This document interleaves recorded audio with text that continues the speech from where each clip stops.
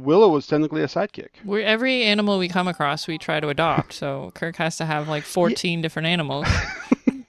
yeah, but Willow started off as a pig and then turned into a person and then died and everybody just cried. I thought that was an amazing storyline. I didn't see it coming. I was sure that this was just a pig we were dressing up and buying a horse for.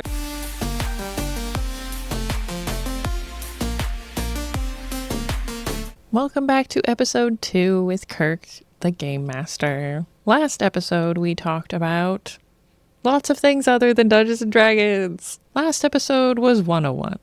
Now you're in the advanced course, 201, 202. I forget how those are labeled. We talk about what was first edition like. I've never played it. Does anyone remember Satanic Panic? Apparently Dungeons and Dragons people were summoning demons, except they weren't. Types of players. And were any of the movies any good?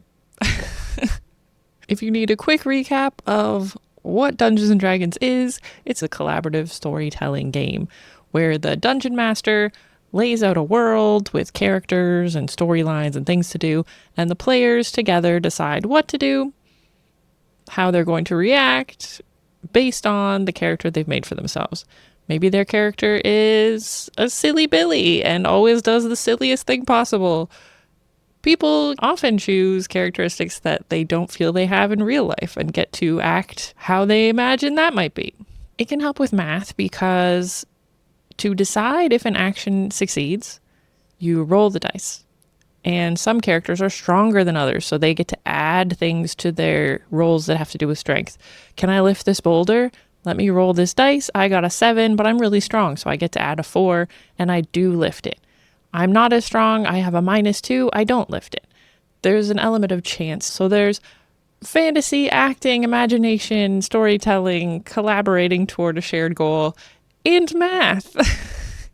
If you don't like one of those things, the other should catch your attention. Now let's dive into the details. What makes it great? Who should play? And how can you get involved? Without further ado, back to Dungeons and Dragons. This is now mole playing games. So pick a mole. Let's go with Mole, number 7. Okay. I gotta put it over here. Boop. How do alignment charts work? I'm gonna bring one up. Good, bad, whatever. Do you have a favorite one? This one is one I like. Most people know these characters, right? So Superman is lawful Yes. good, following rules, doing the right thing, saving people. Yes. So alignment on the internet is the worst thing in the world. More fights start with alignment than you ever imagine. Oh no, I actually watched why? a video about this whole thing. This guy went off on this. He did a 20-minute segment of alignment and goes, "I don't care what you say. This is how I believe it is." Is it because they So disagree on who fits into what category? that and your character, Oh. like it's your, like say I'm playing a lawful good character like Superman, but I randomly kill someone. Mm-hmm. You're like, wait a minute, that's not lawful good. Like on purpose? Yes, I randomly kill a person on purpose. Well, you're just like, I'm having a bad day. Bonk. Not necessarily.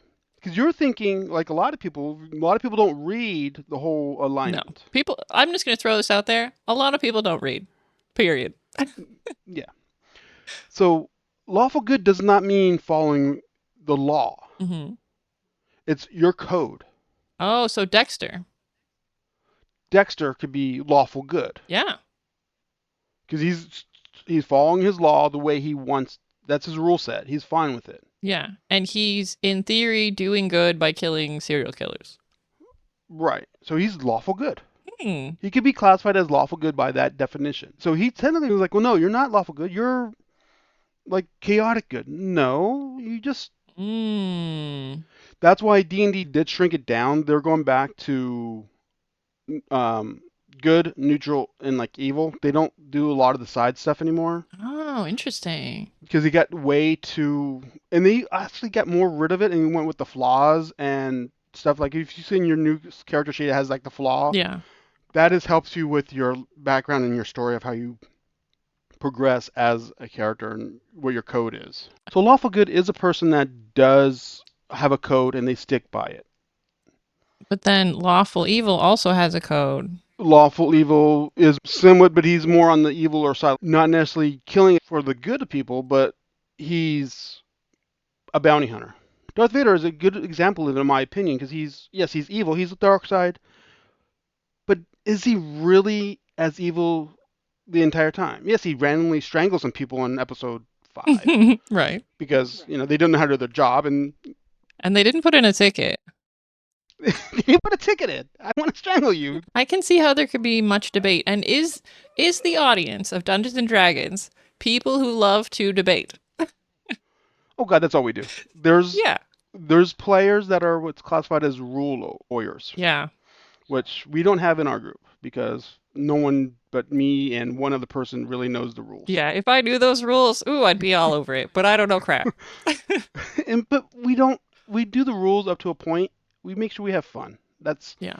one of the things I do. I try to make it.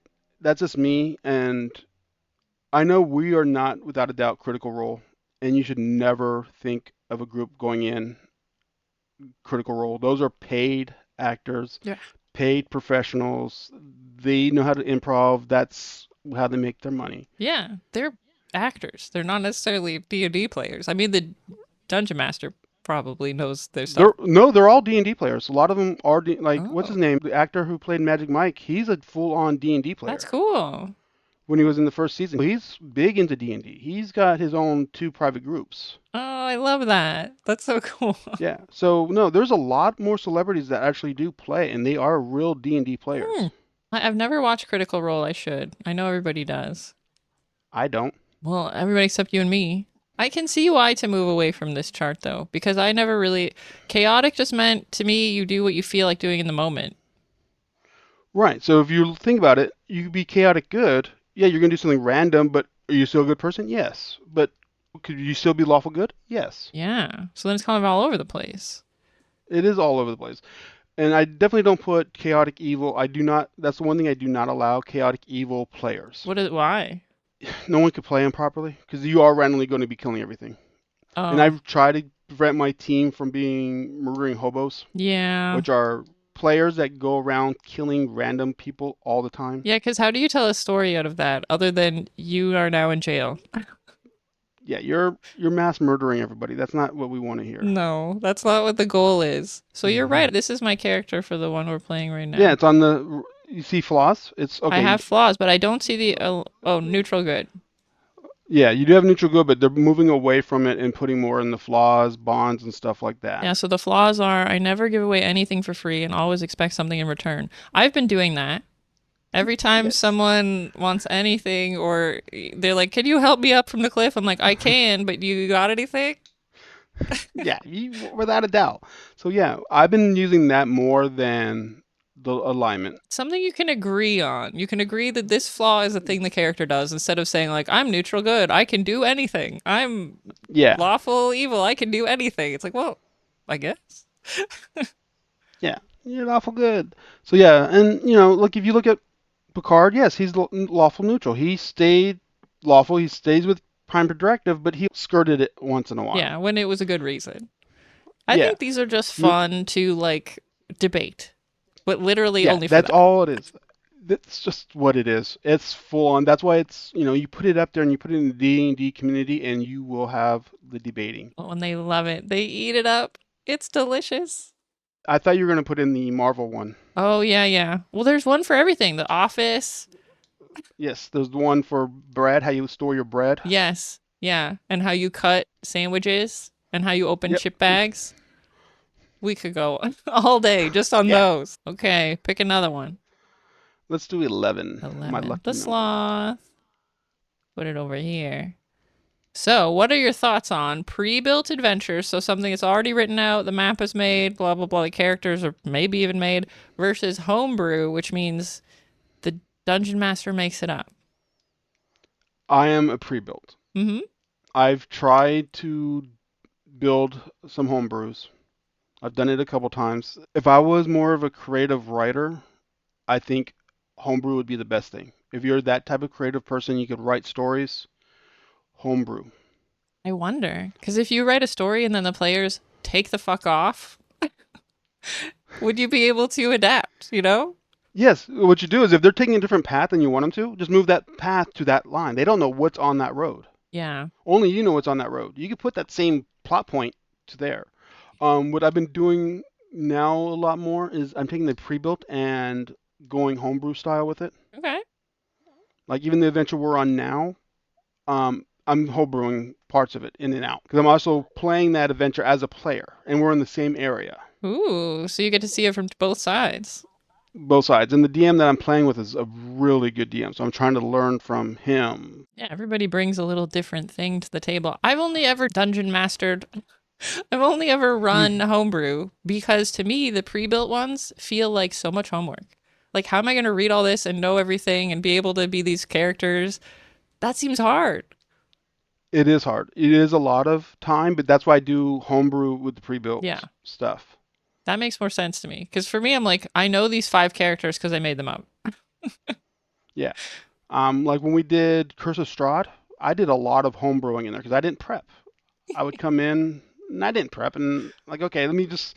That's why it wasn't as scary as much as it wanted to be. For gloominess, I tried, but you guys never fell for it. I'm like, all right, they're not going for it. Like you never looked at why there's random clothes in the middle of the forest. No, No, you guys are like, okay, we got random clothes. There's someone naked running around. Okay, yeah, whatever. We're just gonna keep that's walking. literally what we say. We say, ah, guess there's a streaker.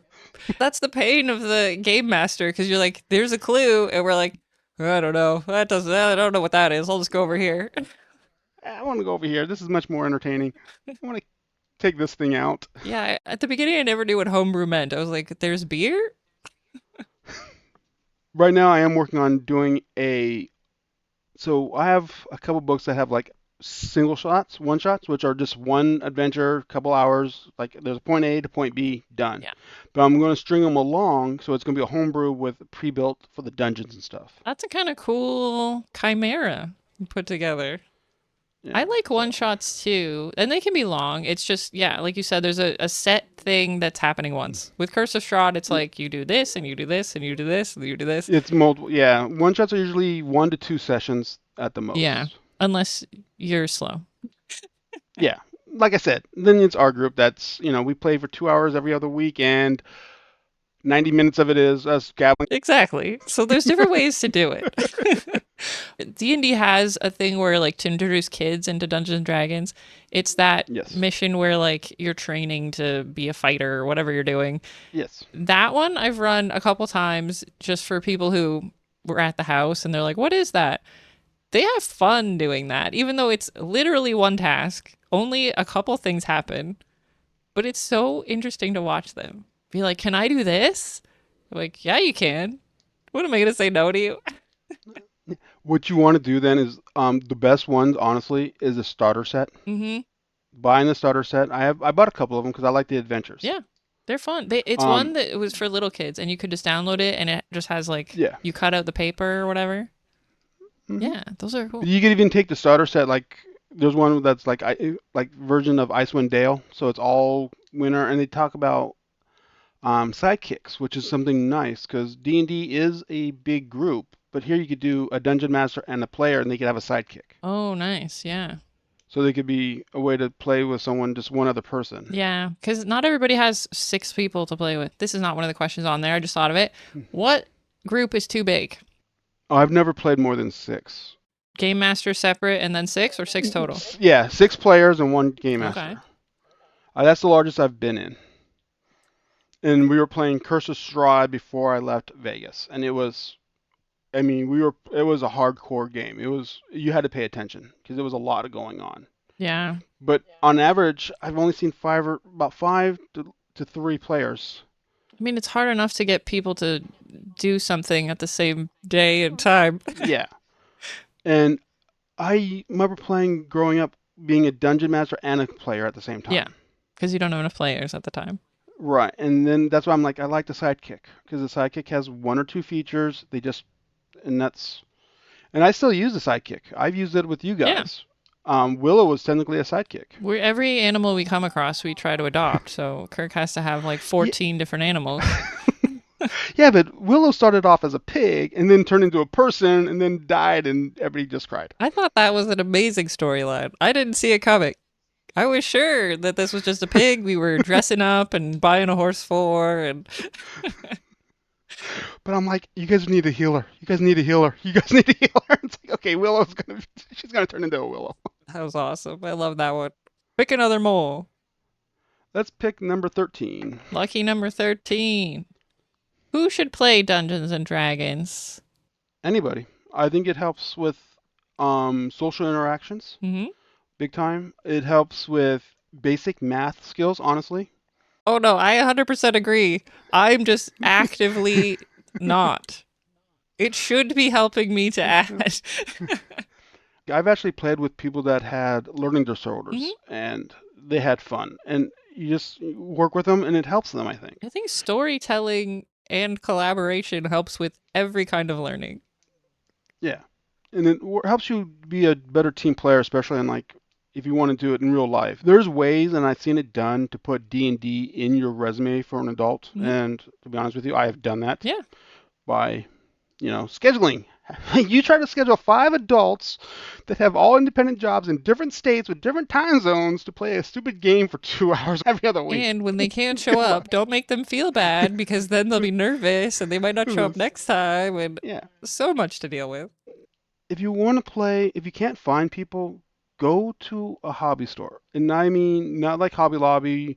No, you need to go to like a comic book store or the place that does Magic the Gathering. Most of those will have D&D game tables. Yeah. You may have to pay. There was one near me that, they charge you, I think it's $5 to play, but you also get a soda and a bag of chips. They just really want you to be there. They just, Yeah. yeah, I mean, part of that money goes to the store and to the DM because the DMs, it's a lot of work to be a DM. Yeah, It's a lot of it work. is. Or if you got someone who does play, ask them to join. Yeah. Like I'm always willing to teach people. I've taught I think almost everybody in our group except for one person Yeah. how to play. And I think, like, of course, there's going to be some, what are they, rule lawyer? So hard to say. There's Roy lawyers, there's the mini maxers, the power gamers. Yeah. Those are going to exist. But as a microcosm for the world at large, we have to deal with people with weird things going on all the time. And you can still have fun with them. And just because they're rule lawyers and power gamers, they're going to play. They'll teach you. They'll teach you and show you how to play the game and be fun with it. They love to tell you about the game. They especially, yeah, the power gamers they know the lore, they know everything. They will teach you and they'll help you understand it too. They're waiting for you right now. They're like, I wish I could teach someone how to play this game. Yeah. And when you're playing, you can literally say, can I do this? I do that all the time. Yeah. I'm like, I have an idea. Can I do this? And it's up to other people to figure out if I can or not. Yeah, and that's what the dungeon master does. He has to figure out, okay, was it within the rules? And how are you doing it? And I, as a DM, love it when you ask me, can I do this? And I'm like, okay, let me think about this for a minute. Yeah. Can I throw my teammate high enough? How strong? Let's check. Let's roll strength. Yeah, let's find something to do. I have done so many things outside the box in some of my role-playing games that the dungeon masters are like, what? Can you stop? Hold on. Let's think about this for a second here. So, like, okay, this is not Dungeons and Dragons. This is Dungeon Crawler Classics. So it's another role-playing game. It's a fun game. It takes the rules of Dungeons and Dragons and streams it down even further. It's really streamlined, but it's so much fun. I mean, I've done stupidest stuff. Like we were at a fairy market, and I'm like, oh look, there's a goblin. He sits on your shoulder. I'm like, all right, cool. I'll buy one.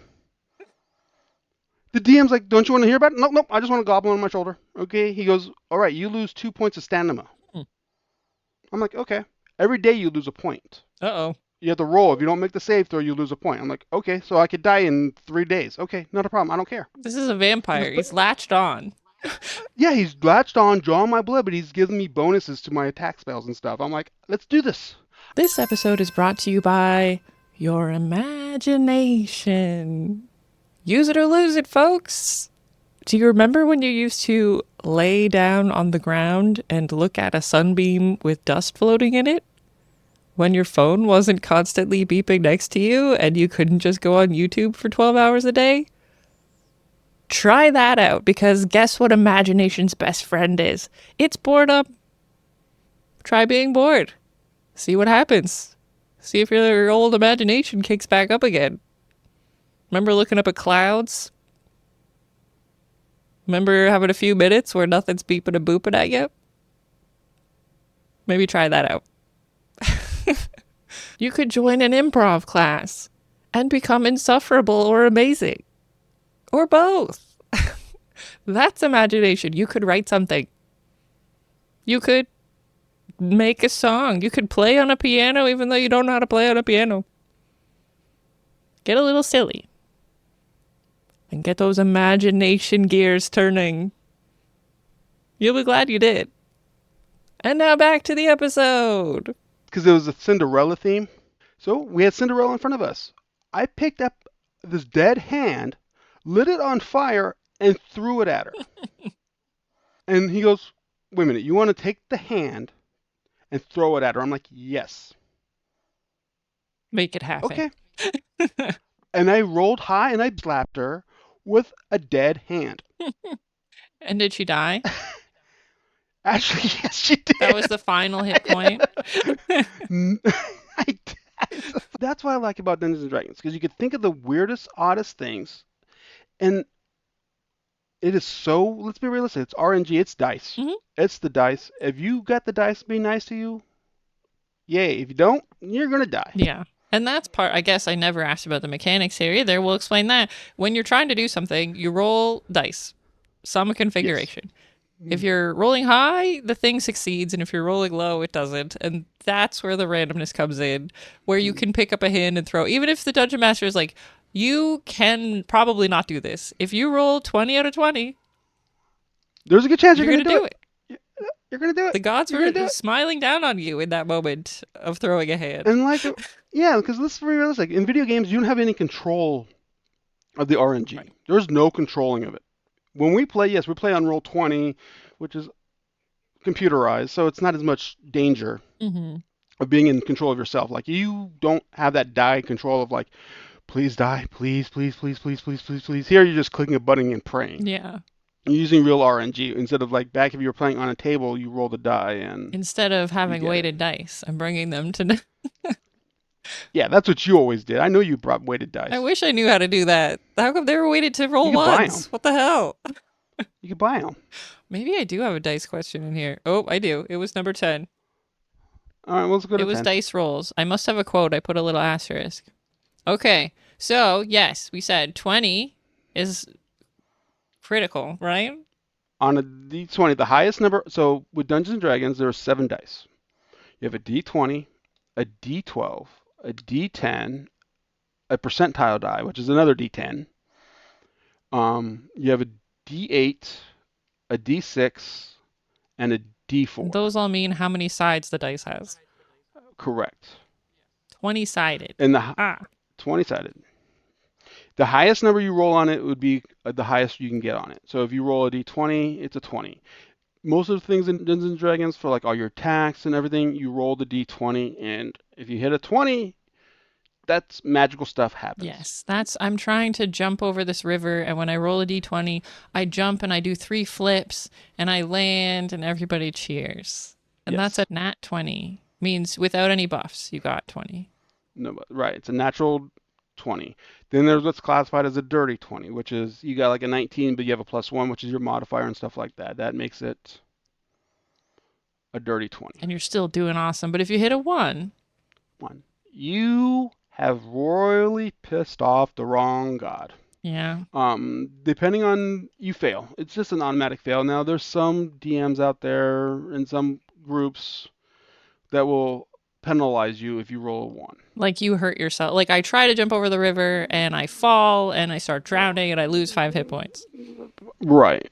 Now, I'm not one to make you lose hit points, but I will say, yeah, you fell and you fell into the water. You're all soaking wet now, but I don't make you lose hit points. Because we only ever have 5 hit points ever in life. If you took them away, we'd just be dead. Yes. Yeah, but that's something, I mean, if you are going to play, a lot of times, especially if you're a new player and starting a new session, a lot of the ways people play now are like the whole session 0, where they talk about terminology, what freaks them out, what's not to say, and stuff like that. And like if there's any special rules, like the DM will have, which is like negative rolling a 1. Right, and you can't roll a 0. There's no 0. Well, on one of the dice there might be no, a 0. you can't roll a 0, but you can still have a 0 or a negative response. Right, because your character might be very crap at acrobatics and they have a -3, and you roll a 1. And you roll a 1, you're at negative. Yeah. -2. See, Yes. improving math all the time. The quote is from this movie. Dungeons and Oh, Dragons, yeah. Honor Amongst That Thieves. one. It was Edgin the Bard. He said, "We must never stop failing because the minute we do, we've failed." And that reminds me of me rolling once, over and over and over again. I have that printed out and put it on one of my cubicle walls Really? That's so at work. cool. Yes. I also have a Gary Gygax quote printed on my wall. Ooh, I have a guess. Is it about I don't think rules? you... No. What is it?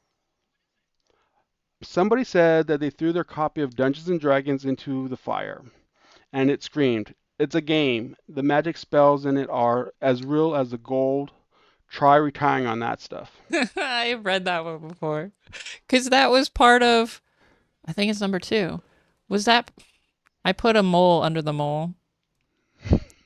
There we go. Was that part of Satanic Panic? People were literally burning Yes, Dungeons and they were Dragons? burning. So that was during the time when a big church got involved, saying the kids were raising Satan, there was murders, and they tried to blame Dungeons and Dragons on it.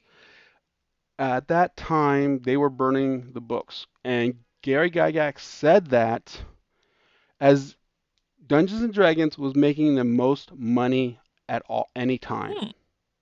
because people were buying the full price books to burn them. Oh my god, I never thought of that. He was printing out money. They were just like, "Are you kidding me?" He's like, so yeah, there was that big stigma that but it's not. It's fantasy. It's So it was like one just, church decided, or one but it group got decided, one group, this is the devil, let's burn books. And he's like, okay. and people were burning them and buying them whole, like he's buying them brand new and burning them. He's like, okay. Now that was very like, oh my God, you got to be kidding me. It's like that's just giving him money. How old were you when that was happening? Like, did you think about it, or was it just a small group being weird? Oh no, it made national news. I know that much. I think I was like maybe 8 or 9. So you'd already played it. Were you like, what are they talking about? Yeah, I didn't understand it. I was That's crazy. Because I in, guess, like, there's demons in it. yes, because one of the original books was Demons and Gods or something of that nature. Mm-hmm. So it was talking about all the devils and all the gods that the first edition had a lot of deities in it, more than they do now. That's why it's mostly online if you want to find all the deities, because they don't print the original book anymore, those Oh, books. okay. I've noticed they don't really do the whole deity much. Yeah. They have a little bit, but not as much as the first edition. You really needed to have a deity. If you were a cleric or a paladin, you Oh, needed to have a yeah. Like deity. someone to print, they give you powers and they do whatever. Yeah. Yes, there was a lot more of that than the newer editions where they don't. It's not that big of a deal. Were they mad because none of the deities were Jesus? Probably, Put Jesus but in there, make some wine. yeah. And there was they looked at it, a lot of the demons and devils were sexually dressed, but it's like show me any fantasy character that's not scantily clad. That's what I was going to say. I'm struggling to think of a fantasy book where the cover is not some girl in a bikini, even though that doesn't happen through the entire book, and some guy I like know. holding up a sword or whatever's happening. If they have a problem with that, they have a problem with a lot more people. Yeah. I think Stranger So yeah, Things showed in one of those seasons, they were talking about the yeah. Satanic Panic. It was they talked about it because the guy was part of the Hellraiser group. That was his D&D group Right. name. Which they were just playing D&D rolling dice. Yeah, that's all it is. Not that scary. And yes, it was granted. It was a lot of it in the basement because that's where we had room. Right. It was always in the basement. That's also not inherently scary. No, I've been reading a lot about Dungeons and Dragons in the back history of it. So they used to have Nerf gun fights in their first office building. Oh, the people making the game. Games, Okay. yes. The employees would be in the building shooting Nerf guns at each other. They were even climbing into the false ceilings to get into different areas to sniper people. They also commit to the At bit. one stage, they fell in when they were having a meeting, and the guy just dropped into the middle of the table, shot the boss, and ran out the room. And during they were giving a pitch, I'm like, you know what? We need to bring that back in corporate Yeah. America. Let us have Nerf guns. I think that would be beautiful. We can't take ourselves too seriously, people. Yeah, just have at least one day a week, just or one day a month. Just let us have a Nerf gun just Yeah. to boost morale. If you're making us come into the office, let's have fun with it. Let's be in the ceiling. That is cool. I can't imagine. It must have been so fun to work on this, and probably still now. I don't know. One day I'll try to get hired by them, see what it's like. All right, pick another one. Let's go with number 12. Number 12. I think he's holding a potato. He found us Yes, a he's got a potato. potato. Types of players. We talked about the rule lawyers and the min-maxers. Those are people who want like a perfect character that's like set up to really, really win, right? Yes, they the min maxers or power players, the ones that they're doing like mass amounts of damage. They're kind of picking, like they pick stats and then they pick abilities and they pick whatever. So it's all like compounding. It's very like they spend a lot of time making the perfect character. Yeah. Are they more sad when their character dies? No. Okay. Well, at least not that I'm aware of. The ones that I've played with, they don't. They're like, yeah, whatever. It's what it is. They probably love making a new one. It's what it is. And now, let's be realistic here. The length it takes to make a character now, I could see people getting upset of dying. But for me, I enjoy making characters. That's why I think I made your guys' characters. I made because we have a group of what, 3 of us? Yeah. 3 players. I made 12. I made 12 character sheets. So you guys had to roll which character. I made enough characters for 1 through 12. Oh, okay. All different. So it made it random because I enjoy making characters. I don't mini max. I go for what's a good combination. What could be fun for what I want to do with this adventure. Yeah. And there are ways to like screw up, like some of my characters, where you're supposed to be the tank, the one taking all damage, and you have the lowest HP of the whole group. There's ways to make it worse for yourself. Yeah. And with like, I don't know if you have this in there, but like different ways of making characters. No, go for it. So, everybody has their own way. Especially when it comes to stats, that's the most fun for me is rolling the dice. Like in the first edition, there wasn't none of this standard array, which is you get a set of numbers. And then you have the point buy system, which is a newer way. Especially you see it in video games for RPGs. They have it with the point buy numbers. Yeah. Then you have roll 4d6, which is 4d6 dice, and drop the lowest. And so you could go that could go well or poorly. From 3 to 18. You can go 3 to 18 on that. You can go, it's completely random. Yeah. I grew up in first edition, you only had a choice of roll 3d6. There was no dropping. You rolled 3d6. Oh no. And it's the honor and system. You had to go down. What if you don't, what if you keep rolling? It was the honor system, and you had to go down the list. Oh, okay. In order.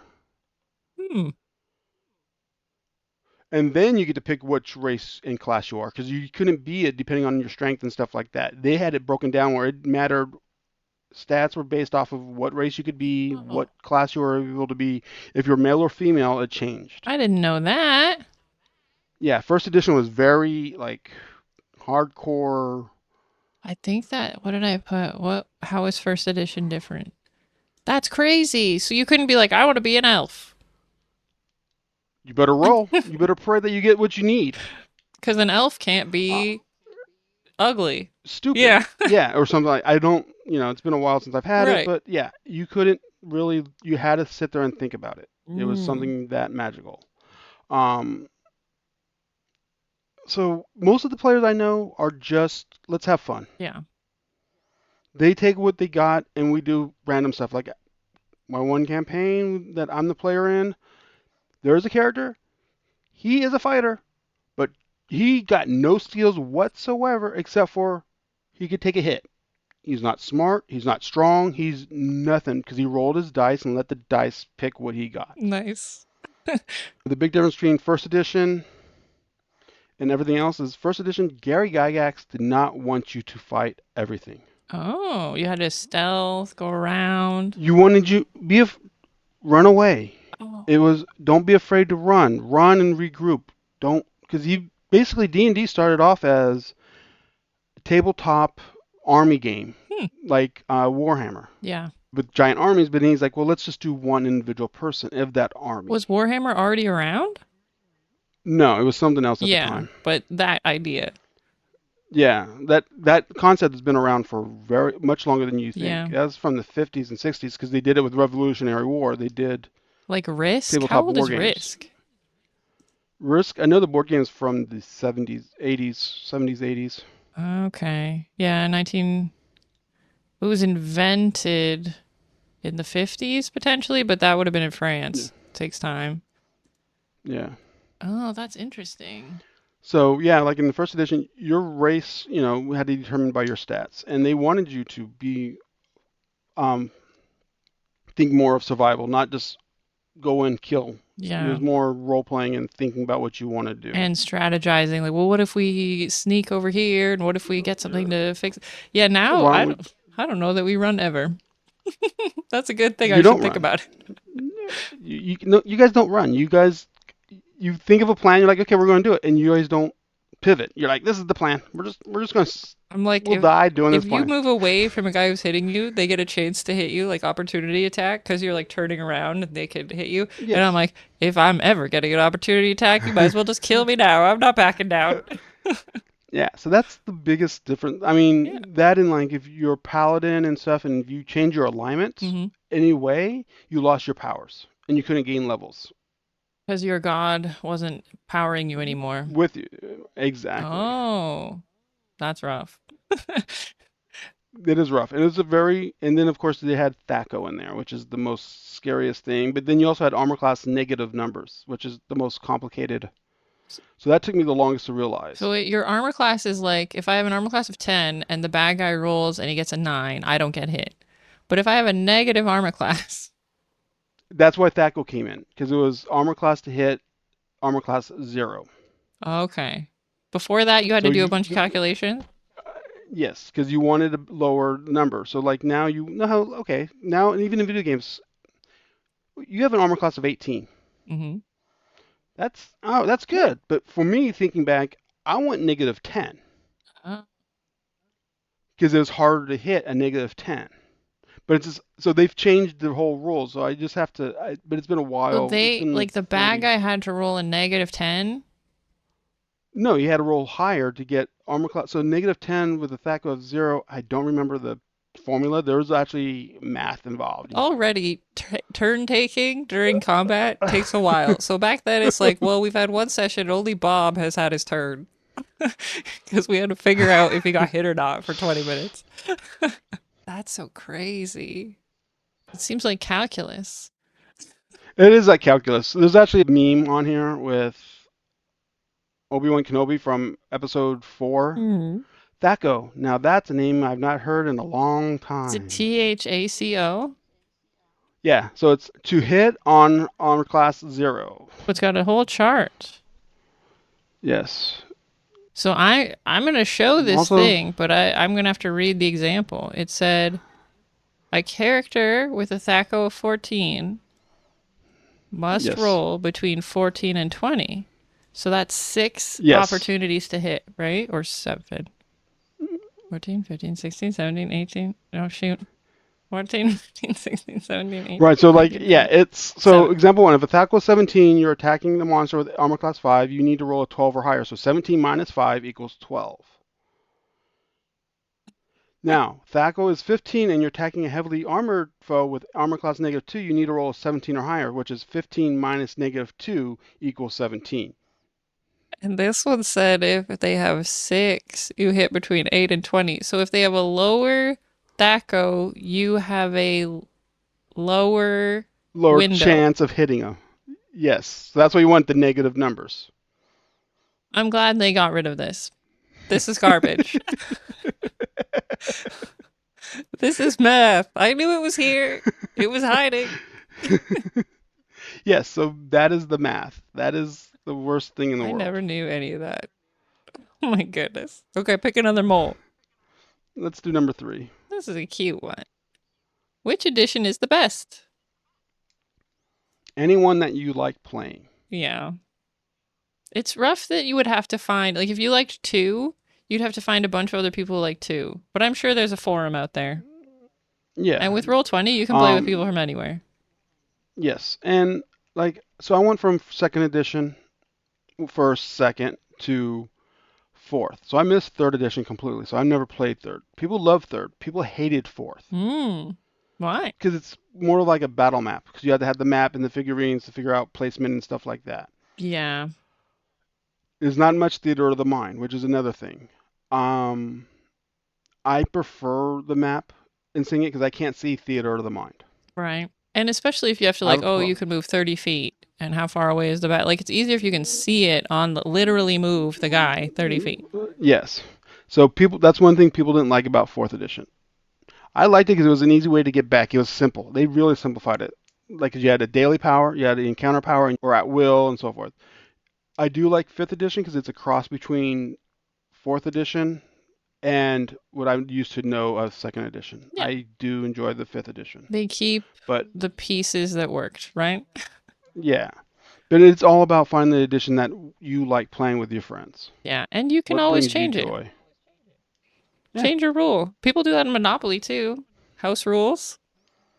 yeah. You know, original game of Monopoly should only last 45 minutes. Well, they failed. No, if you actually play by the rules that are on the back of the box, it will take you 45 Oh, minutes. yeah, because Because think everybody does about, like 'cause free parking is money and whatever. And not just that, but if you land on a property, either you have to buy it yeah. or it goes to auction. Right. Then someone else buys. So then it would go faster because everything's taken up. Quicker. Yeah. Yep. See, you know all the tabletop games. I know, useless information. It'll be useful one day. Right now. It's useful right now. Pick another mole. Oh, let's go with, might as well finish the top row of 4. Okay. The poop. Were any of the movies good?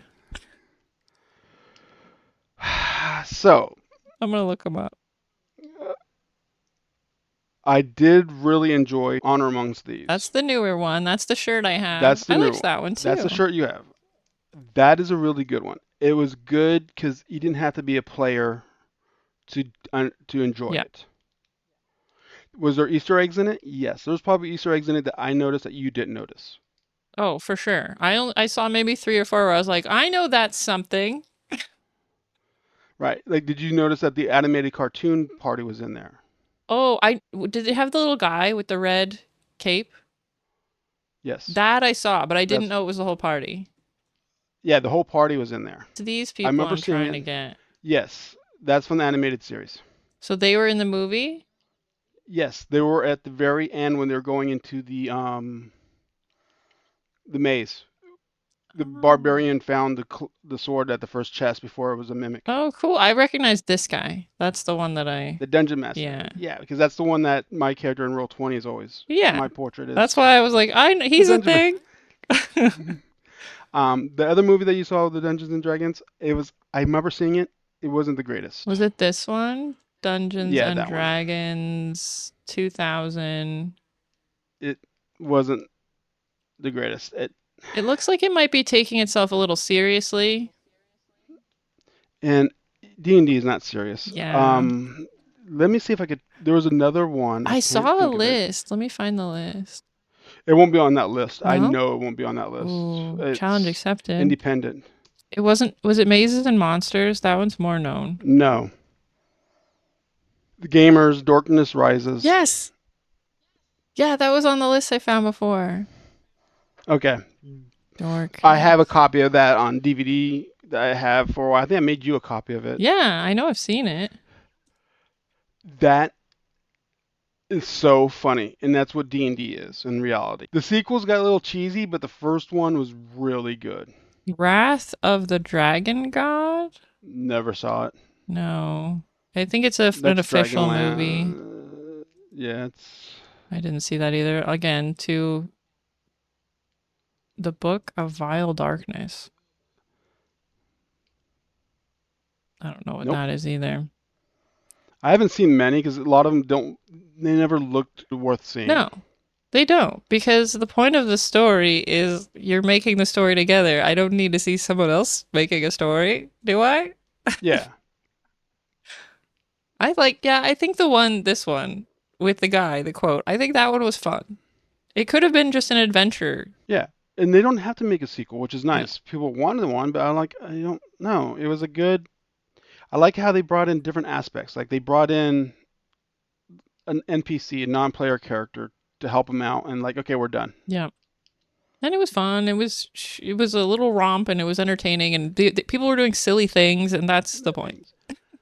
Yeah, and it shows how like when Simon broke the bridge Hmm. and stepping on the trap and like, oh, here's a step. That is such a party plan. The DM's like, okay, now you guys screwed up. Now let me figure out how to fix this. Yeah. I don't want you all to die. Yeah, you guys stepped on the. Okay, so let me see here. Oh, you have the stick. Okay, that's not just a walking stick. This is what it is now. Right. That is just showing the DM, showing the aspects of a DM going, we'll fix this. Oh, that's so cool. And that's how the DM is working with you.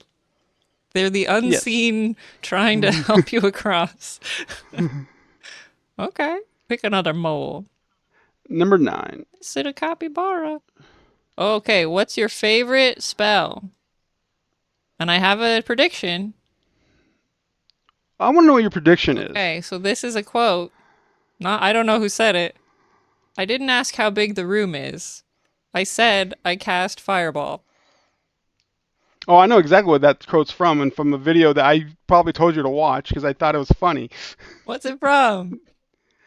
Joe Cat's explanation of Dungeons and Dragons. Okay, it might be from that. That's just the first thing I thought Yeah. of. No, it's when he talks about wizards. He has a 2-hour playlist of explaining Dungeons and Dragons. From character class to races to Is it a everything. crap guide to D&D? Yeah. That's his dungeon. That's about he talks about Dungeon Master, but he's got ones about all the other stuff. That's funny. He does. It is hilarious. I watched that, but no Fireball. Fireball. Every time is Fireball. Even I have it at work. It's on one of my thing. I cast Fireball. Fireball That's my kills your thing. party, it kills other things, it kills everything, and everyone just needs to get out of the way. Fireball. That's all I have to say. Fireball. It's a very overpowering, and you get to roll spell, and you get to roll a lot of Yeah. dice. Let's be realistic. It's all about getting rolled dice. Holding a million dice in your hand. Oh, I'm gonna kill everything. Yeah, I mean, you get to just cast Fireball, but you don't need to cast Fireball. Is it cool, I, Dad? Can I use it? Yes. what about your party? That's not my problem. I said I don't the care. party knows who I am. The party, Yes, it's their I'm gonna problem. set it on fire and walk away. I'm gonna cast Fireball and walk away. Yeah, no, Fireball is one of my favorite spells. Yeah, that's a good one. I don't think I have a favorite spell. I liked making all those animals, turning into a billion animals as a druid. Mhm. Yes, you are definitely. You haven't really played a wizard that I remember. You've always played druids and fighters, Yeah, some type, paladins or simple. You, yeah. you stay away from the wizard So is many spells, so sorceress. many things to do.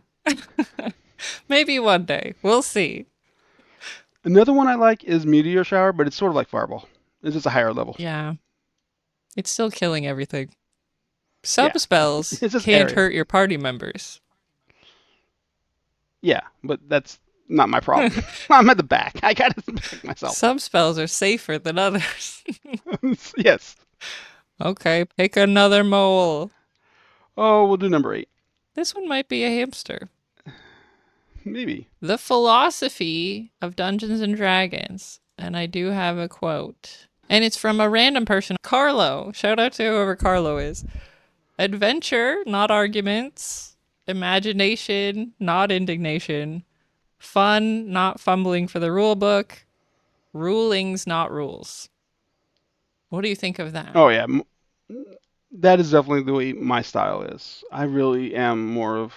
I try to be within the rules when I first try to be a DM, and it just it's not worth it. It's better just to have.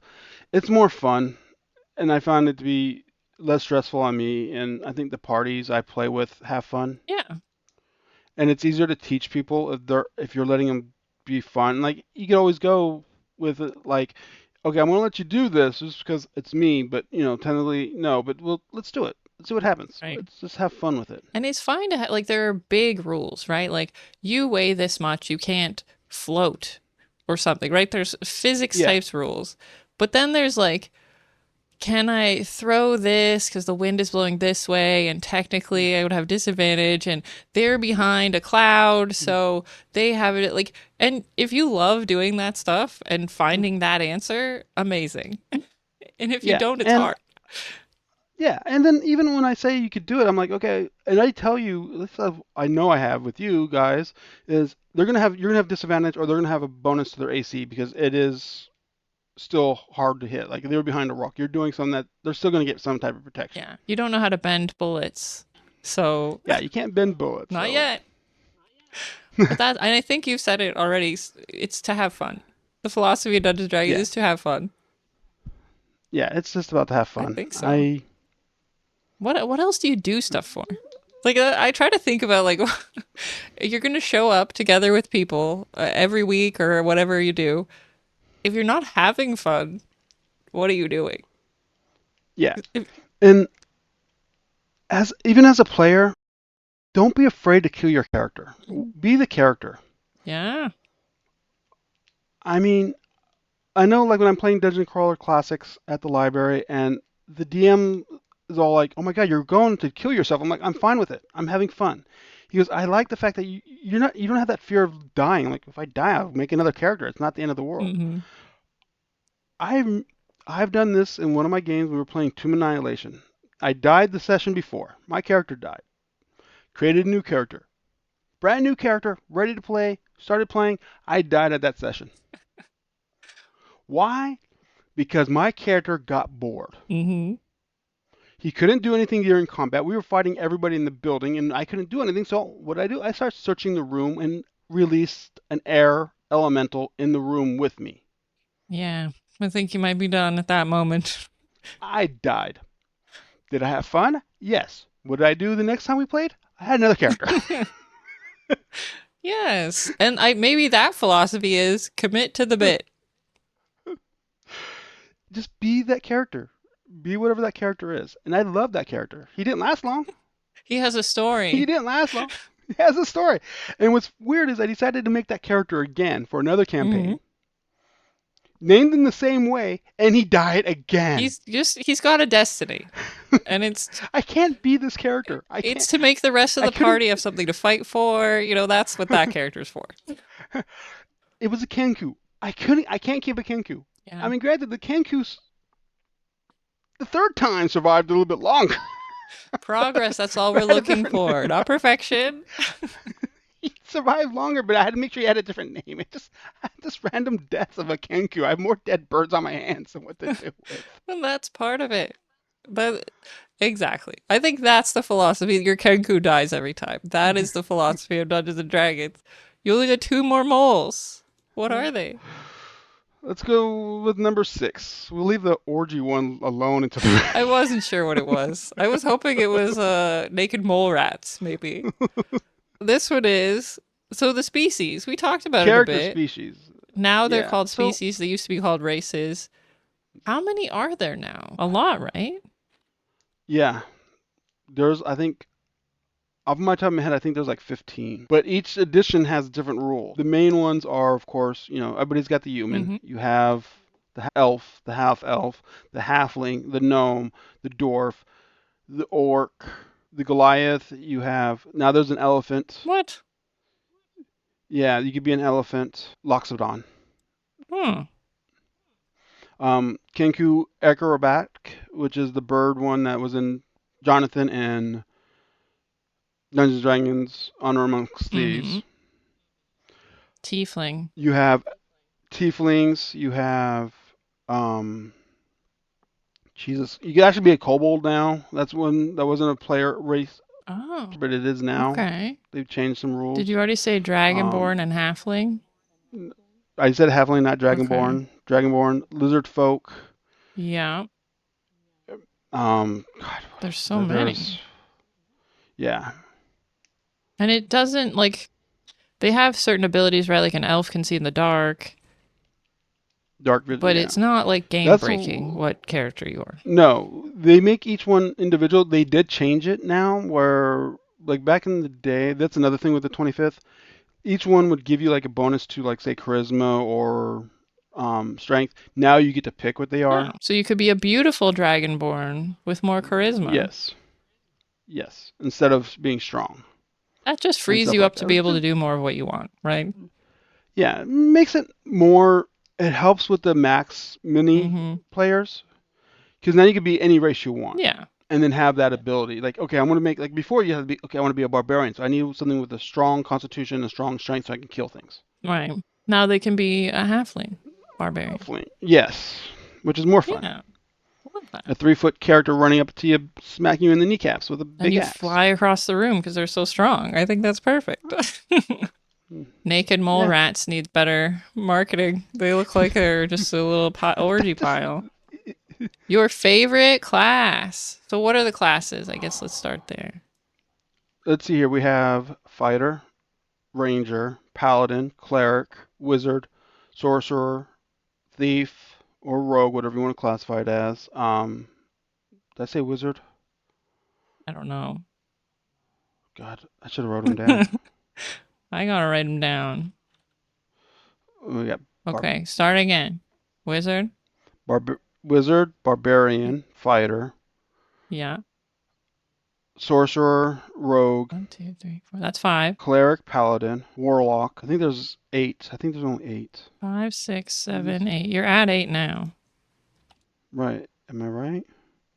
On this website, I see at least one more, but I can't, or two more. What am I missing? Uh, okay. I don't know if these are different. Oh, bard. Yeah. I'm missing bard. And then the one that I was, where I could change shape, Oh, druid. and they have Eberron Artificer. I don't know if that's. Artificer. That's one I haven't really. We still need one more. Let me give you a hint. I think we've only ever had one in our group. Is it the gunslinger? It's a melee internal reservoirs of power to create supernatural effects. Martial artist. Oh, monk. Yep. I missed the monk. I think of the monk as the fighter, but I guess they're different.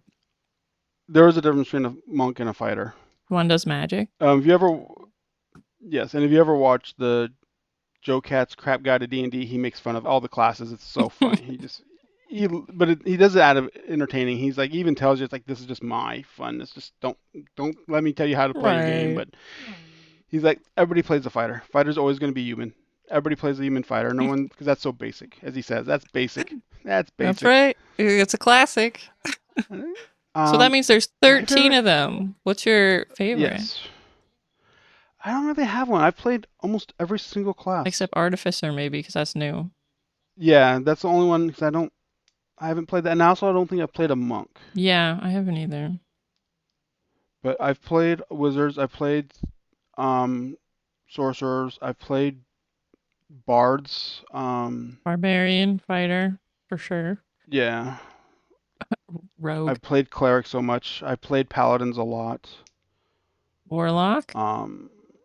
Yes, because that's Eldritch Blast every day, every time. Mm-hmm. Druid. Um, no, I haven't really played much druid, and I don't play much ranger. I've Mm-hmm. done it. Honestly, I think my favorite class. I think it's probably more of the paladin. Okay, why? Because I like one of the. I think it's just because I am in full play. I'm up front and I'm personal, and I can just. I'm like, yeah, I'm holy. I don't care. I'm gonna do what I need to do. I remember playing a paladin with Curse of Strahd, and we were in someone's house, and like I kicked the door open, and then the guy was about to shoot at me with something, and I kicked the desk into him to push him against the wall that was on fire. Oh yeah.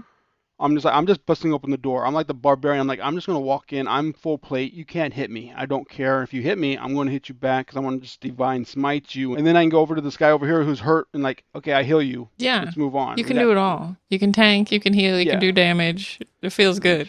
yeah, yeah. You just have to be up close and personal. You just don't move. You can't move that much Right. because you're weighed down. But I'm in front. I'm the most charismatic person there because I think it's the opposite of what I really am.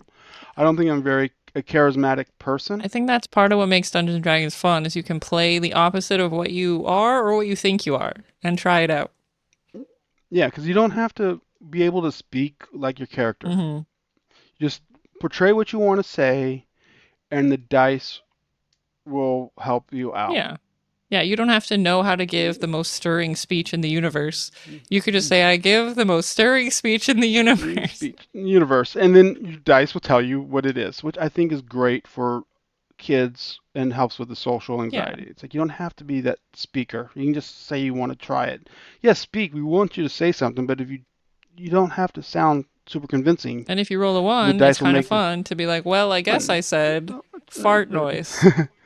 Yes, but if you roll a 20, you helped everybody out in the party. Yeah. I love it. I love it. You have beaten the mole playing game. I whacked them all. You whacked all the moles.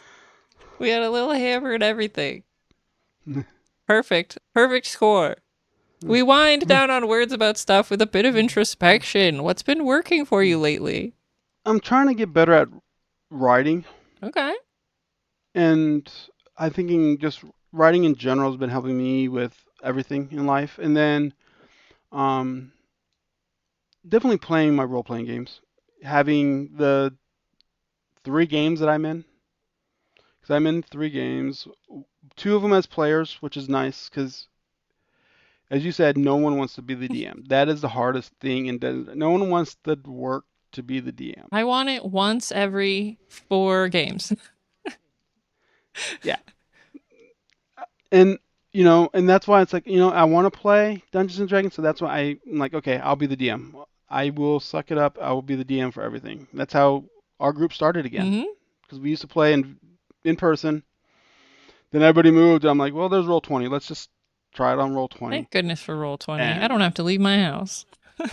that's right. But like my other game in person, COVID hit. It went remote. It went back to being in person. The clubhouse went away, so now we're remote again. But it's nice because we brought someone from New Hampshire in, so we have someone outside our normal area. And then the library. I found the group in the library one day, and I was like, "Can I play?" They're like, "Oh yeah." I'm like, "Well, we'll come back in 2 weeks because I'm like, I want food before I play this." So it's like, okay. So that's how I learned to play new, completely different role-playing game. That's how I learned how to play Dungeon Crawler Classics, is by seeing it at the library. Yeah. So if you do want to play, check your local library. You'd be surprised because I know mine's got 3 Dungeons and Dragons games. Wow. One of them's in person, which is booked, and like 2 online. And I'm like, I don't want online. That's just me being picky. Well, That's you just, already have some online. Try some else. yeah, yeah. And I would, if I was you, if you're gonna learn, try to do it in person. Mm-hmm. It is easier to learn in person. The tactile, the writing. I think it helps with the storytelling because I know with me playing online, even as a player, I'm sidetracked. I can't stay focused. Yeah, people are gonna have like other windows open. They're looking at their phone. They're doing something. I'm generally in the game and finding GIFs that relate to the game to put into Discord Yes. while it's not my turn. So that is, maybe it's distracting, but it's fun. Yes. But that's why like if you can try to find in person, especially if you're learning how to play. Yeah, and it also builds community. You can be in a third, what do they call them? Third spaces, work, home, other place. Yeah, get out of your home or work, especially if you work from And it's home. probably going to I be think that's different people, right? It's not the people you work with. It's not the people you're going to meet at the mall or whatever. It's going to be people who like play role-playing games. Yeah. Or if you do meet them at work, that's Yeah. fine. That's how you started because I asked you, like, would you want to play this random game? And you're like, I play all the sure. I don't know how games. to And play I'd that. seen so on what shows? Like Community, they have a Dungeons and Dragons episode. The IT Yes. crowd, hilarious. So Yes. I'd seen it and I was like, I play all the games that are built from Dungeons and Dragons. World of Warcraft, A whatever. lot of Every game is games. built from it. But I just never found a group before. So when you said you knew how to play, I was like, hell yeah. And I still don't really know. And I've been the dungeon master. And I don't really know anything. You don't have to know things. You just have to have cool people You to play don't. with. So that's the And answer the only. to if someone wants to learn more about role-playing games or D&D, what should they do? They should go to their library. Go to the library. Look on. I know Roll20. Even the free edition, you could join. They're looking for people for Yeah, groups. that's true. And in there, if you don't Um. like them or something, find another group, whatever. Yeah. Some be careful. Like a lot of them will say it's for money. I wouldn't. Me personally, no. No, maybe later in your career you can figure out if you want to join games for No. money. But I mean, my son goes on Out School and he plays Dungeons and Dragons on there. But the teacher is the DM and has created the world and whatever. So you're like Yeah. paying to be in that class. I guess maybe there could be adult versions of that. You Yes. pay a dungeon master to come. I don't know. Yeah.